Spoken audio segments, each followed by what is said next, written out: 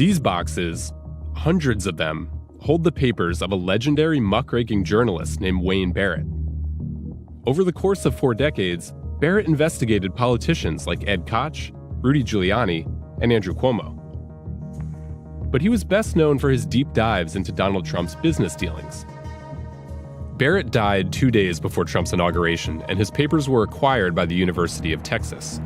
Stephen D'Amico, an opposition researcher, is the first to see Barrett's archive.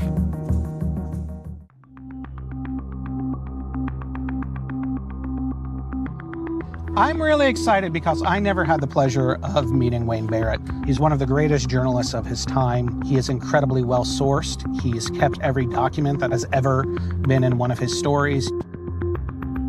What I'm excited to see in the collection is the sourcing for some of the early stories he broke. But I'm also really interested to see the resources he had collected that may not have proved immediately fruitful.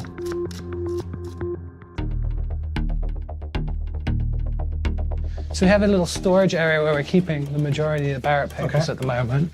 Yeah, you can see down here, all along here, 4 boxes high. This is where we are currently processing it. My Lord, that is a lot of stuff. Wow. Wow, okay.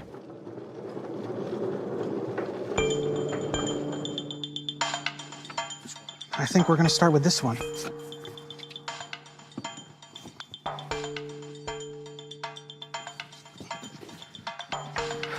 And I think I'm gonna lose the jacket.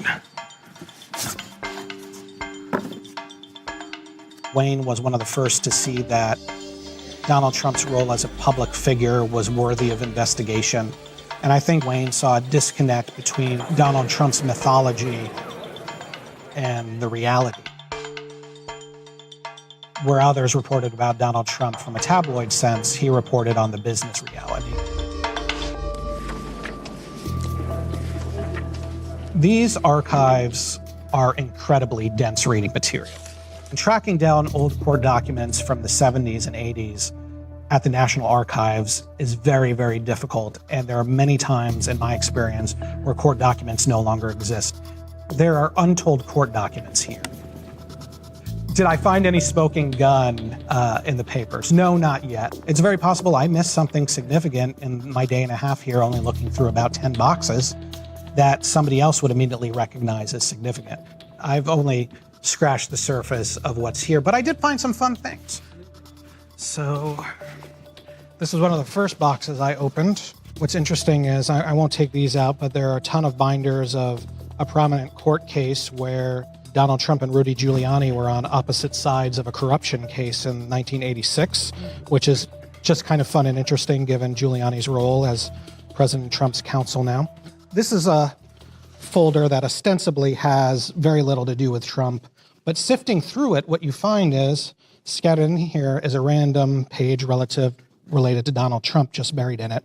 This is an old index of business registrations by property, and so he was trying to figure out which different Trump companies were present at Trump Tower. So this is a ripped out journalism journal pages from a birthday party that was thrown for Donald Trump. And at the end, they had a George H.W. Bush impressionist, who was president at the time, suggesting that Trump run for president. Over the years, I've surprised a lot of people. The biggest surprise is yet to come, and it won't be much of a surprise to those of you that know. Thank you very much. Thank you.